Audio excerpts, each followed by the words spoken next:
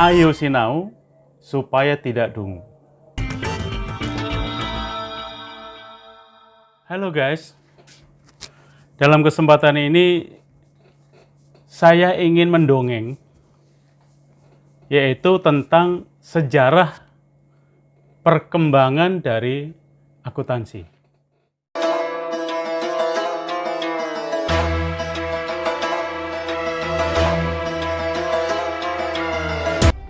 Ternyata akuntansi konvensional itu sudah ada sejak zaman Firaun.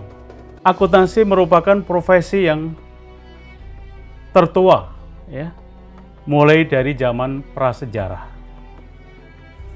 Nah, ceritanya akan saya mulai dari pada 3100 tahun sebelum Masehi, di mana bukti tentang pembukuan atau bookkeeping itu ditemukan, yaitu di Babilonia, yaitu pada masa Raja Hammurabi kurang lebih pada tahun 2250 sebelum Masehi. Dan pada masa zaman Firaun, ya, atau Ramses II, pada tahun 2250 sebelum Masehi di Mesir. Ya. Hal ini dibuktikan dengan ditemukannya sebuah bukti catatan akuntansi yang itu berupa catatan transaksi akuntansi di kota Ebla, Syria Utara. Dan disinyalir juga bahwa di Mesir kuno pada zaman Firaun itu sudah berkembang ilmu manajemen. Ya, sudah ada ilmu manajemen.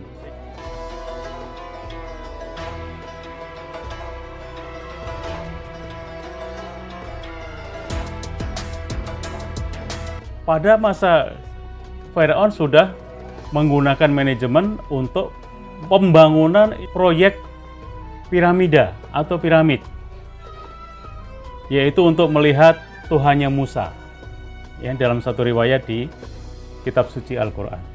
Nah, menurut riset dari Ezamel pada tahun 1994, kemudian 2002, 2004 dan 2005,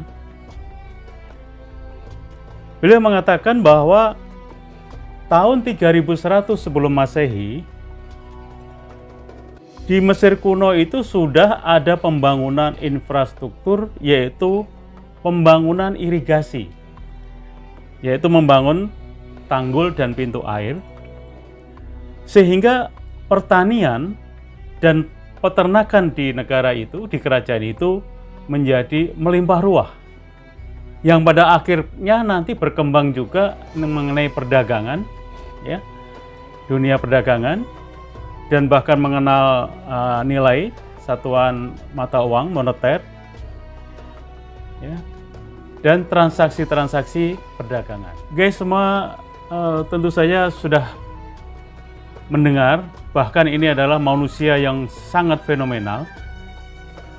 Firaun ini, atau lebih dikenal Ramses II, Raja Ramses II itu dikenal di langit maupun di bumi. Karena dalam satu kitab suci, menurut riwayat yang saya kutip dari satu tulisan, bahwa nama Firaun itu disebut dalam Al-Quran sebanyak 74 kali. Artinya dia di langit terkenal. Dan juga di bumi juga sangat terkenal. Karena dia juga mengaku sebagai Tuhan. Bahkan di langit beliau lebih populer dari Nabi Ibrahim yang namanya disebutnya 64 kali menurut riwayat yang saya kutip dari satu sumber. Nah, Firaun ini, rekan-rekan sekalian, hidup semasa dengan Nabi Allah Musa. Hidup semasa dengan sepupu Nabi Musa, yaitu Korun. Ya, Korun adalah sepupu dari Nabi Allah Musa. dulu adalah orang biasa-biasa saja, bahkan tergolong miskin. Dan pada waktu itu menurut riwayat yang sekutip, belum minta didoakan oleh Musa menjadi orang yang kaya raya, sampai hartanya itu menurut riwayat kuncinya saja itu harus yang bawa adalah kuda, kuncinya saja, belum harta bendanya. Makanya sekarang kadang-kadang kita mengenal satu ungkapan atau satu istilah, hartanya Korun atau hanya Karun. Namun sayangnya Karun ini termasuk orang yang tamak, ya, orang yang kikir, bahkan untuk ditagih untuk membayar zakatnya pun tidak dipenuhi. Inilah sedikit gambaran bahwa Musa punya saudara sepupu namanya Korun dan hidup sejaman dengan Fir'aun, yang dalam satu riwayat Fir'aun pula yang mengasuh Musa dari kecil, dan Musa pula yang menenggelamkan Fir'aun. Ya, ada beberapa sumber yang lain, nanti mungkin sejarah yang akan meluruskan. Saya mengutip dari satu riwayat. Apakah tanda-tanda kalau di masa Fir'aun itu sudah ada akuntansi? Seorang penulis yang bernama sejarawan T.J. James pada tahun 1985, beliau menerjemahkan satu teks kuno, yaitu tentang dialog nasihat antara bapak dengan anaknya terkait profesi scribes, ya. Sejarawan akuntan menyimpulkan atau berpendapat bahwa scribes ini adalah akuntan, ya, akuntan atau profesi akuntan pada zaman dulu. Dan profesi akuntan ini di masa kerajaan Firaun adalah sangat terhormat. Dan banyak jabatan-jabatan yang oleh scribes ini, buktinya apa? Ada peninggalan-peninggalan yang disinyalir adalah makam atau kuburan para scribes ini mendapatkan tempat yang penting di dalam kerajaan. Nah, scribes ini digambarkan adalah seorang laki-laki yang memiliki kecakapan dalam menulis, kecakapan dalam berhitung, kecakapan dalam mengukur, dan kecakapan dalam mencatat akuntansi atau pembukuan. Ya, jadi kemungkinan ini adalah ahli-ahli keuangan dan ahli-ahli pembukuan di masa kerajaan Firaun. Buktinya pada waktu Firaun ingin membangun sebuah piramida yang ingin melihat Tuhannya Musa, itu ada satu proyek yang sangat besar dan jangka waktunya sangat lama, kurang lebih 20 tahun.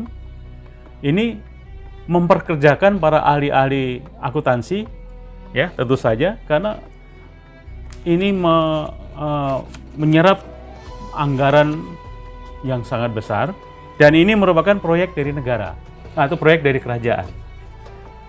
Inilah satu bukti bahwa pada masa Firaun sudah ada pembukuan atau sudah ada akuntansi.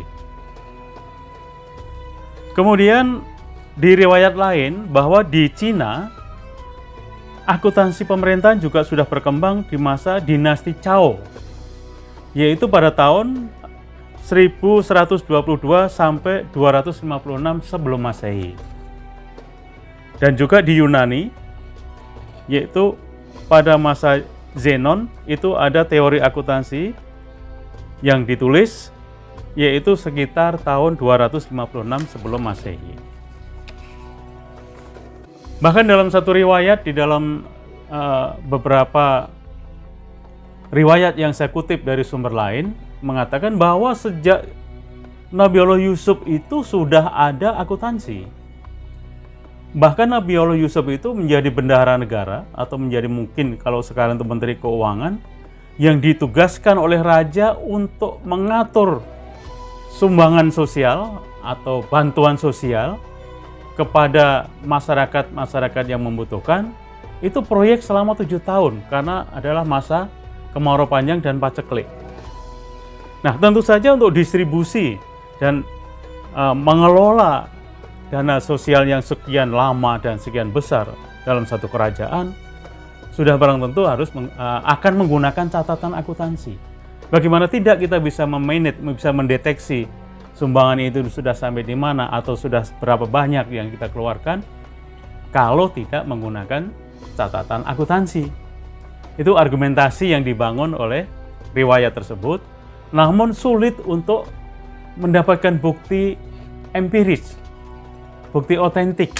Tidak seperti pada zamannya Firaun, karena di zaman Firaun ditemukan kepingan yang ada transaksi pembukuan.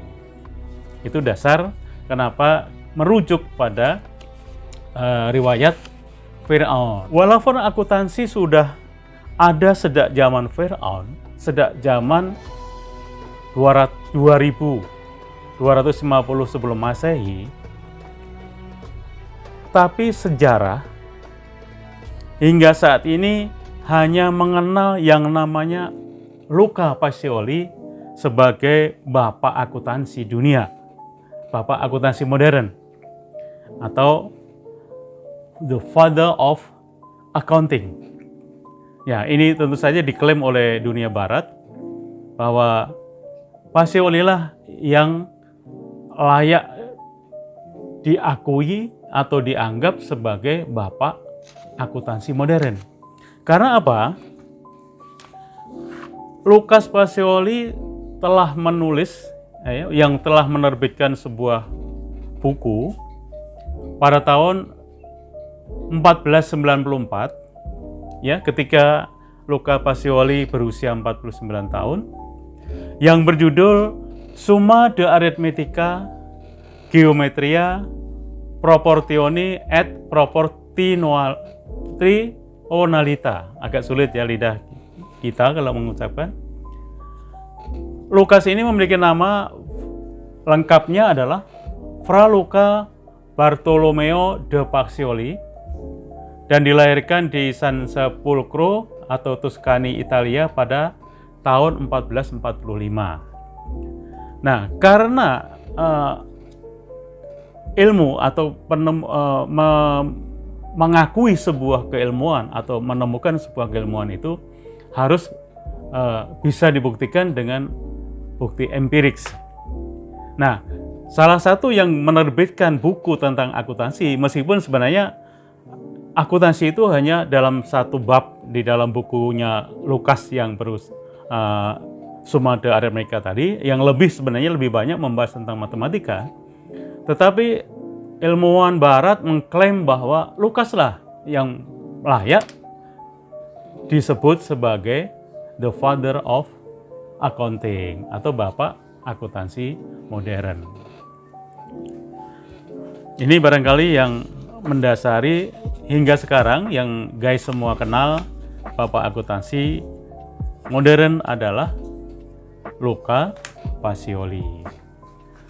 Dan teori akuntansi yang pertama tentu saja menurut kajian dari beberapa sejarawan akuntansi adalah single entry atau akuntansi berbentuk tunggal atau pembukuan berbentuk tunggal.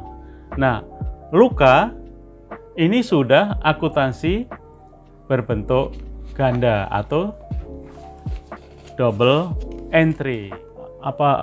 Kontribusi dari dunia Islam tentang perkembangan dunia akuntansi atau dunia pembukuan atau dunia accounting. Memang pada masa itu memang perdagangan itu di dunia Arab atau di Mesir terutama dan Babilonia, kalau mungkin sekarang di Irak ya, itu sudah mengalami perdagangan antar negara yang sangat pesat dan sudah mengenal mata uang. Kemudian juga banyak ditemukan hitungan-hitungan angka atau angka-angka, the history of number misalnya, ditemukannya angka 0, ya, ditemukannya aljabar, dan ini tentu saja akan membantu sekali dalam perkembangan akuntansi yang notabene adalah hitung-hitungan dalam bentuk angka. Sehingga sebenarnya ada peran yang sangat signifikan dari perkembangan akuntansi ini dari Jazirah Arab. Hanya saja memang tulisan secara ilmiah, secara bukti empiris memang tidak, hingga saat ini masih dalam perdebatan dan belum ditemukan.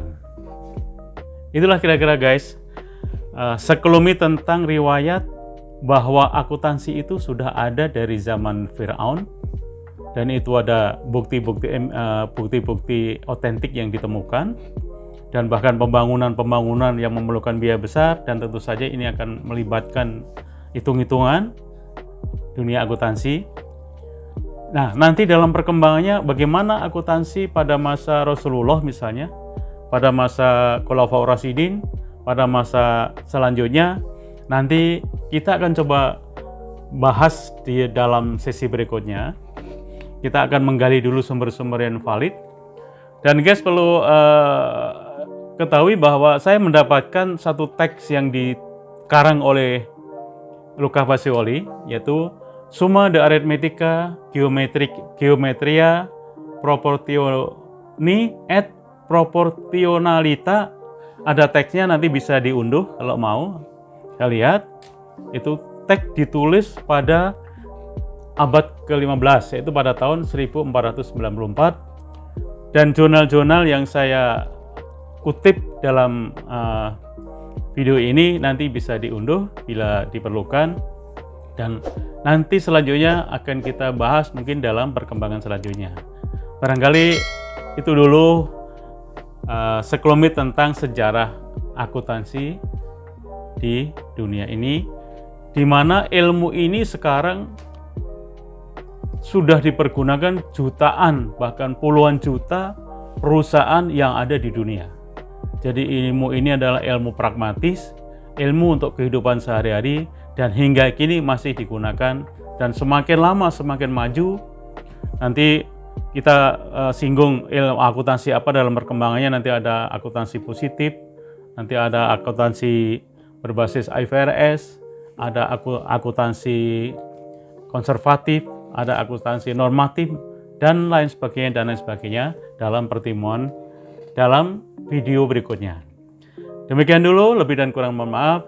Wassalamualaikum warahmatullahi wabarakatuh.